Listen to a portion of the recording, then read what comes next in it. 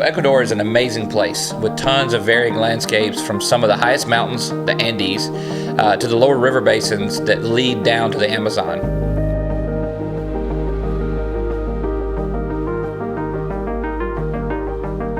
My son, Gray, and I, with two friends, Katie Winton and Blake Guffin. There's Katie, Gray. In February of 2023, we spent 10 days there exploring the country and mainly working alongside missionaries who are there on the ground full-time.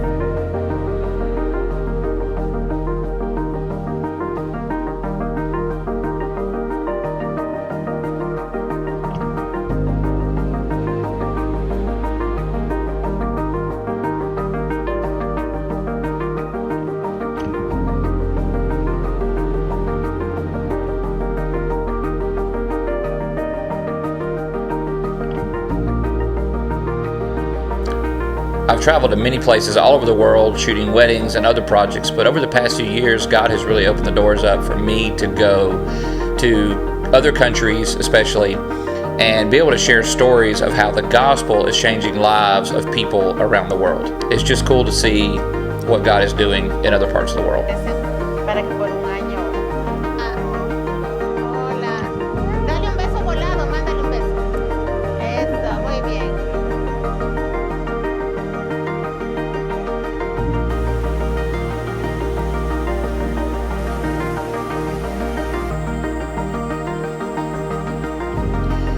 So Katie, Blake, and I are all photographers and videographers, and we wanted to be able to go to Ecuador to be able to resource a few of the missionaries who are there serving on the ground, who've been there for many years, and to help them have some content to share about their ministry with their supporters and what they're doing there, and to help them grow their support network.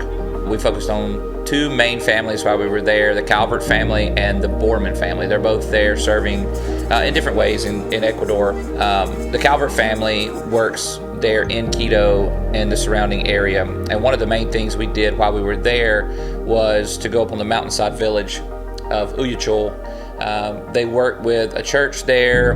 So for this church community here in Uyachul, this is actually not their facility. They rent this, and this is just a small house that they rent, and they've built a facility onto the house where they can have church. So we're building them a new sanctuary that will also have a kitchen and dining hall to be able to feed the kids and facilitate their feeding program in a more efficient manner. And so we're excited about that. We're excited about what the church is doing in the community, and how they're making disciples and loving children, feeding children, and teaching them about Jesus. Currently the church is meeting in a small block building that actually has cardboard walls on the outside to extend it out for their worship center.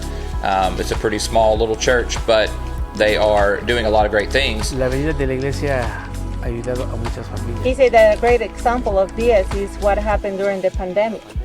During the pandemic was the church the one that was able to provide food for the families because nobody was able to work. In the lockdown, nobody was able to go anywhere to work or buy things, and the church was the channel that God used to provide to all the families around here. So we took a long flight into Quito. We had a long layover in Miami. We arrived at the airport and were picked up by one of the missionaries, and they took us to our hotel. For a few days we were there. It's just a few blocks off the equator. The main purpose of our trip to Ecuador was to resource the missionaries there on the ground, but we couldn't pass up the opportunity to explore some of the area while we were there in such an amazing place. So I armed Gray with a GoPro and we went out. Some of the highlights of the places we went were Mindo in the lower elevations. We got to check out some waterfalls and things there. We got to take in some great views looking over Quito as we took the cable car, the Teleferico, to the top of the mountain. South America is somewhere that I've wanted to go, and I've just not had the opportunity to go until this past spring.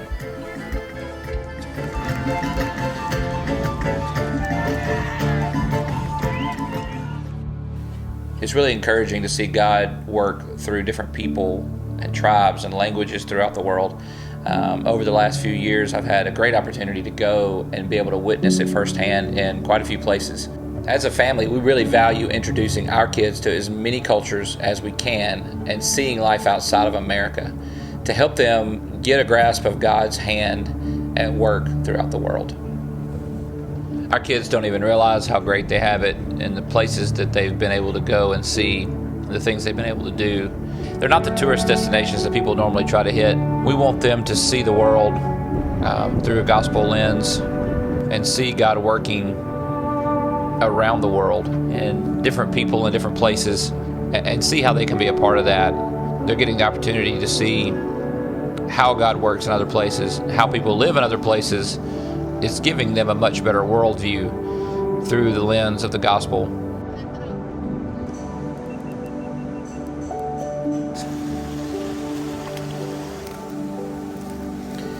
So we had the awesome opportunity to go to the jungle. We spent a few days and traveled with Ron Borman to the northern edge of Ecuador, close to the Colombian border. And man, on the road, he was telling us all kind of stories about how God used his family over the past 60 or so years there in Ecuador. And it's cool to see how God used his parents when they went and him when he was there as a kid and the rest of his family. And then also how God is continuing to use them there now.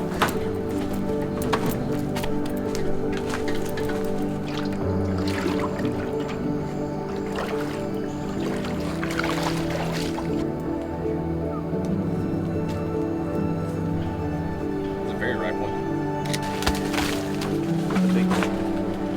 So these are, we call them the lazy man's lemons because two of them make a nice gallon pitcher of lemonade.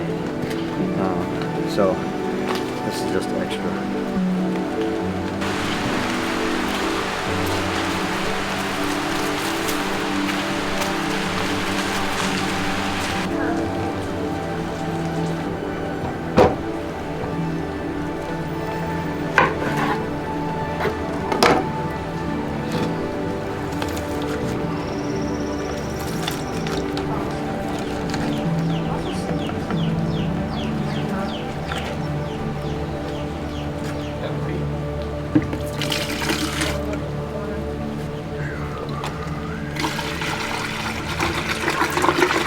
So while he lives in Quito now, he often travels back to the town of Drano, where the Kofan people are, which his family has worked with for many years. And they are currently translating the Old Testament in their native language.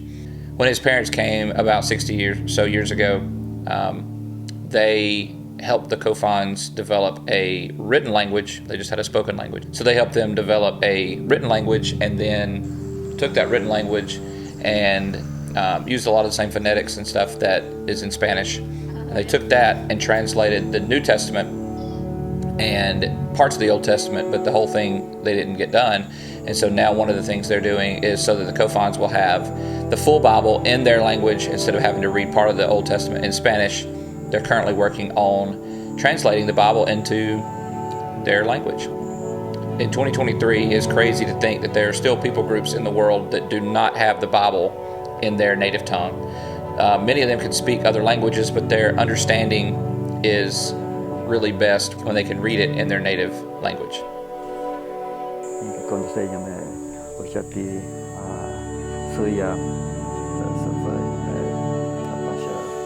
It's really encouraging to see how God calls people to serve a culture where they've never been before, and how the love for those people and the desire for them to hear the gospel is evident as they interact and live amongst the people. It's very humbling to see God use normal people to carry out his greater purpose.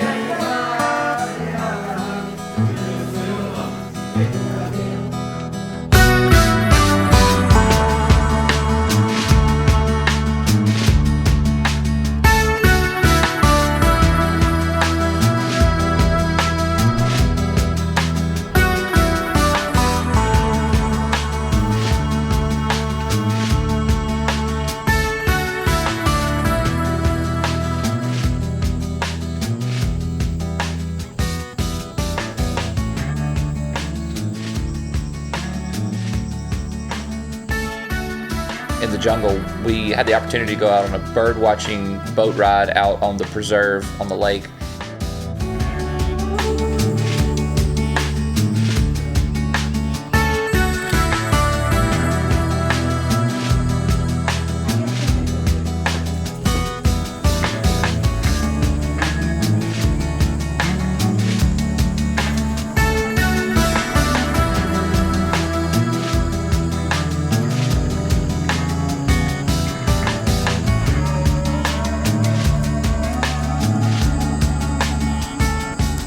And then we went back out that night for him to take us out and wrangle caiman, which are like alligator, crocodile, but we were catching the small ones, but he would lay on the boat and ride up on the front, and then as he'd get close, he'd just reach down and grab them with his hands.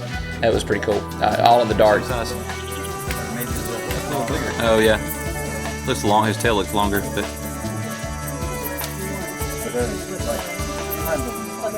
While on that boat ride that night, we experienced one of the coolest things that I've probably seen in my lifetime. Glowworms on Limoncocha Lake were along the shore the whole time, and we could see parts of the bioluminescence there as we were going along. But we pulled up into this lagoon, and they were covering every bit of the water, and they were all glowing, and it was just something that photo and video really just didn't even hold a candle to what it actually looked like. It was such a unique thing to see, and the wonder of God's creation. Like that. Yeah, I figure it's about 15 to 20 years to the river. Wow. And the river changed course and just started eating it away and completely took.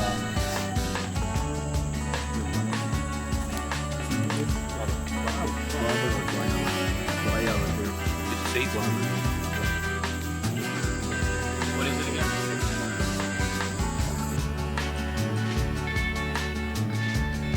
Also, Cotopaxi, that was something that we wanted to see while we were there, but it was crazy cloudy from Quito the whole time, and we couldn't see it from the city.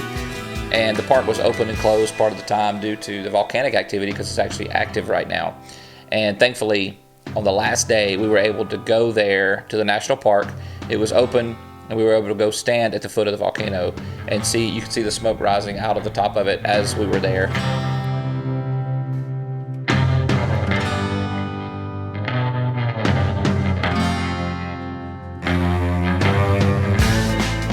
While most of my travels I try to document through photo and video, it's really something that you have to be there to truly experience all of it. One of the things I encourage others to often do is to take the opportunities you can to go and see the world. So many times people don't want to make it a priority, or they don't think it's a good time right now to go. The hassle of traveling, the cost of traveling, but really there's so much out there to see, and God has shown me so many things in my travels. And it's the more I do, the more I want to see. I love going and experiencing the cultures and seeing how God is changing lives around the world.